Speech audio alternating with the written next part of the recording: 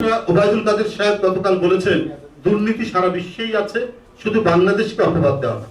তার এই বক্তব্যের পরিপ্রেক্ষিতে কি বলবো? দুর্নীতি হয়তো সারা বিশ্বেই কম বেশি থাকতে পারে, কিন্তু বিশ্বব্যাপী আওয়ামী মার্কা দুর্নীতির কলঙ্ক তিলক আর কোথাও আছে বলে জানা নেই। ওবায়দুল কাদের সাহেব, আপনাদের মন্ত্রীর দুর্নীতি করার টাকা ফেরত দিতে হয়েছে প্রকাশ্যে, এবং পুলিশের গোয়েন্দা সংস্থার লোকেরা এটিকে নেগোশিয়েট করেছে। এটা তো আপনারা গণমাধ্যমের যে সাংবাদিক আপনারাই খুব ভালো করে জানেন, এবং এটা খুব বেশি দিন আগের ঘটনা নয়। যে দেশে একটা বালিশের দাম ২৭,০০০, বালিশের কাভারের দাম ২৮,০০০ টাকা, পর্দার দাম ৩৩,০০০ টাকা, করোনাকালে চিকিৎসা সরঞ্জাম নিয়ে সবচেয়ে বেশি দুর্নীতি কেলেঙ্কারি হয়েছে। আর তো অনেক ঘটনা আছে, পদ্মা সেতু বাদ দিলাম, তারপরে বাংলাদেশ ব্যাংকের কথা বাদ দিলাম, আমি শুধু ছোটখাটো দুই একটা উদাহরণ। আর টোটাল এই সরকারের এই অবৈধ আমলের দুর্নীতির যে মহাকাব্য রচিত হবে, সেটা হাজার পাতা ছাড়িয়ে যাবে বলে আমার বিশ্বাস। রেল বিভাগের টাকা বিনিময় বাণিজ্যের কথা সবার নিশ্চয়ই স্মরণে আছে।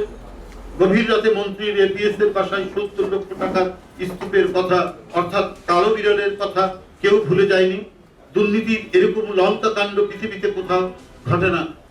ওবায়দুল কাদের সাহেব, কয়েকবার দুর্নীতিতে বিশ্ব চ্যাম্পিয়ন হয়েছে আওয়ামী সরকার। সাবেক অর্থমন্ত্রী মরহুম মুহিত সাহেব বলেছিলেন ৪,০০০ কোটি টাকার দুর্নীতি কিছুই না। তাহলে আমার বক্তব্য যে কত হাজার কোটি টাকা আত্মসাৎ করার পর আপনাদের ভাষায়, আপনাদের কথায় দুর্নীতি শুরু হবে, সেখান থেকে দুর্নীতি ধরা হবে। ওবায়দুল কাদের সাহেবের কাছে আমার প্রশ্ন, কত হাজার কোটি টাকা আত্মসাৎ করলে সেটিকে আওয়ামী পরিভাষায় দুর্নীতি হিসাবে গণ্য করা?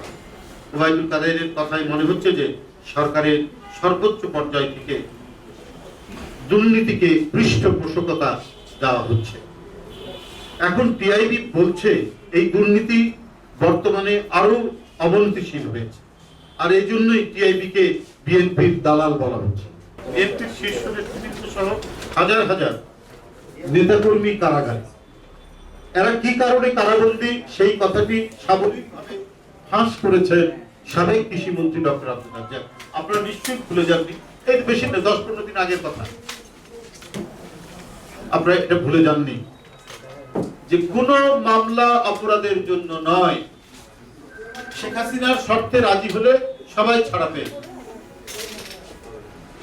মানছে না বলে আমাদের নেতারা কারাগারে। তার আরেকটি উৎকৃষ্ট উদাহরণ না নিকৃষ্ট উদাহরণ কোনটা বলুন?